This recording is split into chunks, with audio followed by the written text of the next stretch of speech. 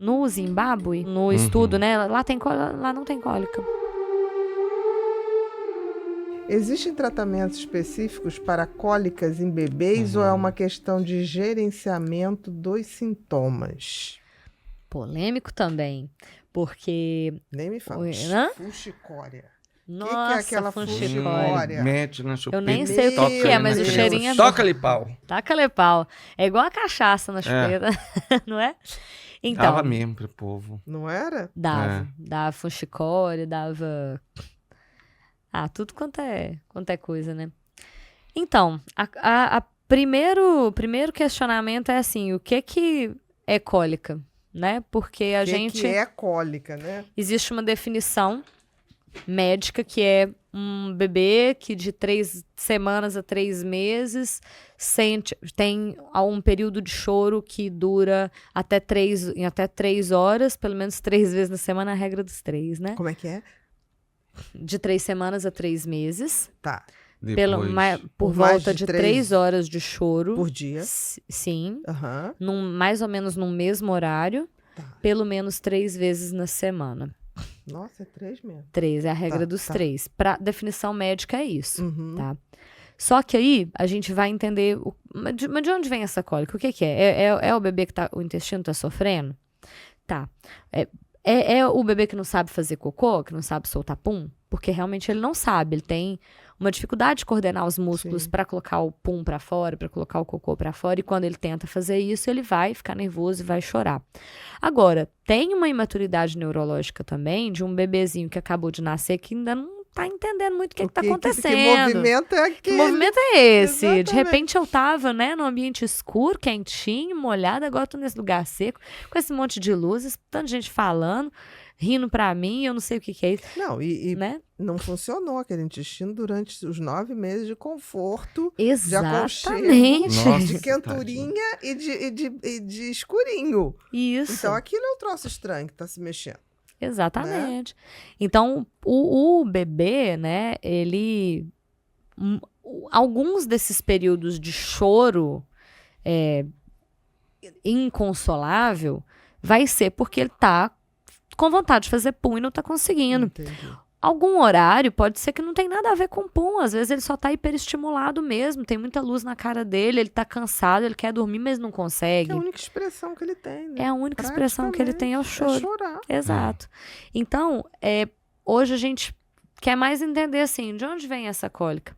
E aí é interessante porque tem no Zimbábue, é um país que não, no estudo, né, lá não tem cólica.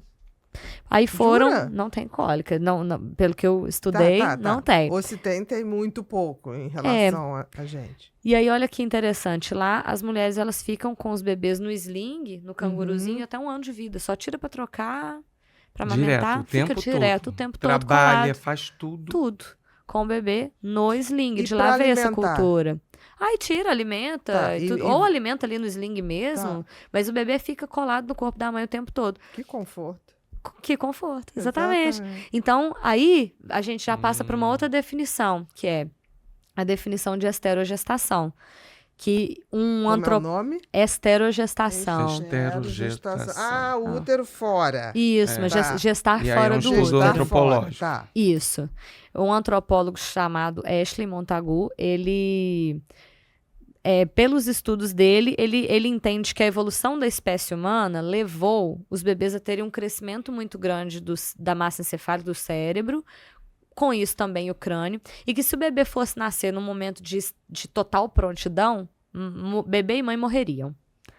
Então, o nosso bebê, entre aspas, ele nasce prematuro, ele nasce... Na teoria dele, 3 meses antes. Mas tem pessoas que acham que essa esterogestação é mais tempo ainda. Porque se você for comparar o bebê humano com o bebê de um cavalinho, por exemplo, o cavalinho já nasce e já sai andando. O nosso, não.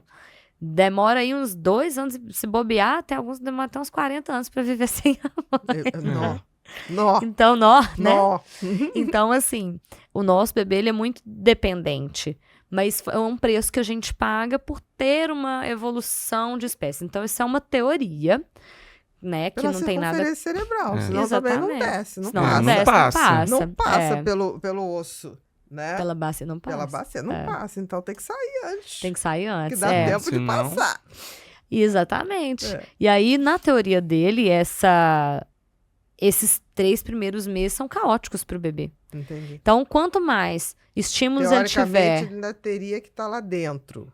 Teria que estar lá dentro, né? Na teoria. Também não saía. Exato. Também ia ficar lá, né? Ia ficar lá, só...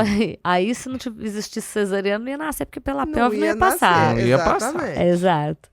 Mas aí, dentro dessa teoria, eles acreditam que a cólica é uma manifestação, né, dessa gestação fora. Dessa gestação fora. E aí que os estímulos que remetem ao útero, eles podem trazer essa calma pro bebê. Então, balançar. Por quê? Durante a gestação, a mulher tá caminhando, o bebê tá sendo minado. O shh que a gente faz é o barulho que você escuta no ultrassom. O shh, shh, shh. É um ruído branco. O banho de balde é bem contido, né? É aquele líquido quentinho. Todas as coisas que remetem ao útero, elas tendem... O xixi, como é que é? No ultrassom, quando você faz o ultrassom Doppler da gestante, você escuta o barulhinho do batimento... Do batimento cardíaco. Do bebê, mas muito disso é batimento das artérias da mãe mesmo, né? O fluxo sanguíneo. Entendi. Ali, das artérias da mãe. Que é o barulho que o bebê... Isso, que o bebê escuta lá dentro. Da horta abdominal. Tá, entendi, perfeito. Então, por isso, seria um estímulo que acalma. Então...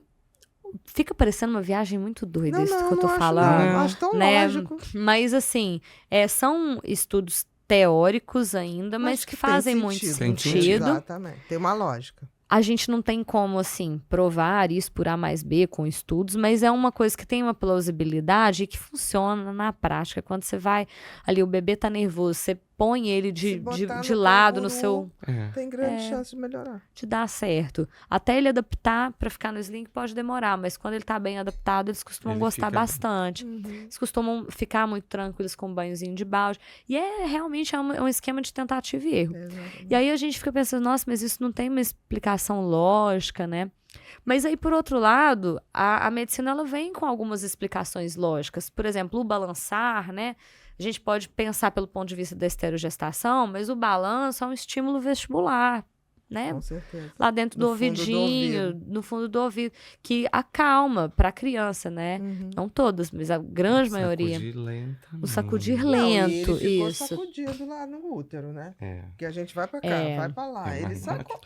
Mas isso tem a água, tem tudo, mas dá uma... Isso, dá uma agitadinha Dá uma agitadinha. Né? Imagina uma mãe fazendo ginástica. Com certeza. Isso. O bebê vai ter que... O bebê... Não, e tem uma coisa. Bebê ouve música. Bebê ouve música, tá? Reconhece. Isso eu acho lindo. E a regulação emocional acontece e é comprovado. Sim, com música. sim. Eu tô falando sério. Desde a maternidade. Olha, escolha bem as músicas que vai ouvir durante a gravidez. Por Porque favor, aquela gente. criança vai gostar daquela música, tá? Vai gostar. Isso na minha família ocorre literalmente. Pois é. É matemático. Então, cuidado, gente. Nada de músicas de momento só. Escolham músicas de qualidade. Que sejam porque ele boas, vai gostar daquilo. né? Tá? E aí, assim, respondendo a pergunta, né? O gerenciamento dos sintomas, hoje, cada vez mais a gente usa medidas comportamentais. Porque os estudos, assim, vamos supor que aquela cólica daquele momento seja o bebê tentando soltar pum e não consegue. Na hora que ele soltou um pum ali, já tá formando mais um monte ali em cima, porque é um intestino imaturo, que tem uma flora que tá amadurecendo. Então, você pode usar um remédio para ajudar a soltar pum, para ajudar naquele momento ali, que a barriguinha tá um tambor? Sim. Vai aliviar naquele momento? Sim. Então, não acho que é totalmente descartável, mas a gente tem que entender o motivo desse uso. Sim. Porque senão a família vai dar remédio para gases de 4 em 4 horas, fixo. E aí o menino tá lá tomando remédio para gases de 4 em 4 horas e não vai mudar em nada. E tem outros remédios também. Tem um mais pretinho que não é recomendado de jeito nenhum.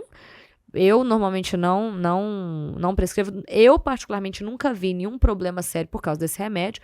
Mas se a minha sociedade brasileira fala para não prescrever, se os guidelines falam para não prescrever, eu não vou prescrever. Se a família quer usar, aí já são outros 500.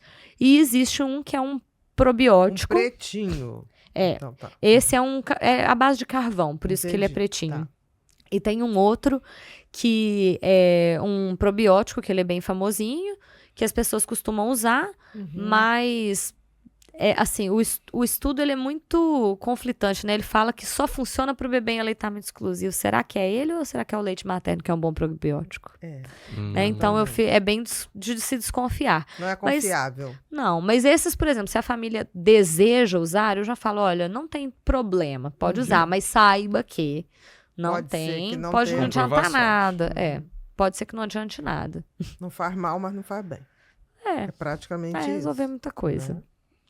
Oi, queridos, aqui é a Bia. Tô passando para compartilhar uma notícia maravilhosa com vocês. Nosso aniversário de 1 ano do Pod People está chegando e preparamos uma noite inesquecível com convidados super especiais que vocês não vão querer perder. Estamos muito felizes em receber a talentosa, maravilhosa, necessária Nani People, atriz, humorista, cantora e showwoman. Nani traz uma perspectiva única e inspiradora sobre a vida e as relações humanas. Com sua presença marcante e contagiante, ela garantirá momentos de muitos risos e também muita reflexão. O nosso evento será no dia 16 de julho de 2024, às 20 horas, no Teatro Claro Mais, Rio de Janeiro, em Copacabana. Garanta já o seu ingresso clicando no link que está aqui embaixo. E venha celebrar com a gente o primeiro aniversário do Pod People. Vai ser uma noite repleta de surpresas,